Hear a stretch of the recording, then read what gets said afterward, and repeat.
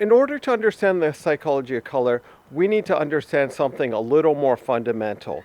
Not the hues of the color wheel, but instead the source of where those hues come from. Where they were first discovered was from the work of Sir Isaac Newton, who in his bedroom took one of these and got a source of light from that thing behind me. The sun, right there, shone it through this, and then it broke apart and produced the color spectrum. Now, when it comes to color psychology, it's not as important that we focus on the hues as much as we focus on the properties of light. And the reason is that life on planet Earth evolved underneath the sun up there for the last roughly 3.7 billion years. We're intimately tied into the celestial patterns of light that were bathed from there. And so if you just look at the final colors that come out of a color spectrum from a prism, you're missing the point. The real point is that it's actually something called electromagnetic energy from the sun that really accounts for the psychology of color. And that's what we're going to start off with right now. Have you ever thought about the fact that the light that we see when we see colors does a lot more than just help us with vision? So for instance, light warms us up. Our bodies use sunlight to produce vitamin D. Some light will change our circadian rhythms, making us feel more wakeful or more tired.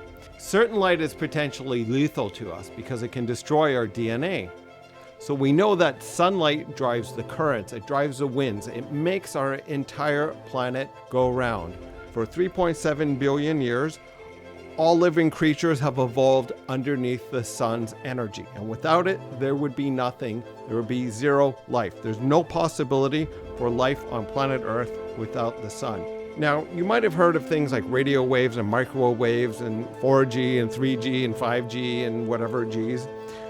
Now, often people treat those as if they're different from colored light. But they're not. They're actually all the same thing. They're just electromagnetic energy. That electromagnetic energy is what we're talking about when we're talking about light. And so the key to understanding color psychology is understanding light and how it impacts living things and us in particular. And so, yeah, that was a little bit dramatic, but hey, who doesn't like a Koyaanisqatsi tribute video? Now, the point of all this is that light is what we're interested in to help us understand color psychology. And we are now starting a series of lessons on the physics of light, what it is and how it works. I'll go through a number of the basic principles at only a simple conceptual level so that if you have no background on this, it will be easy to follow. And if you also have a science background, I'll map it out and then you can go deeper if you would like to really dive into the subject more. If you appreciated this video, I'm grateful for a thumbs up.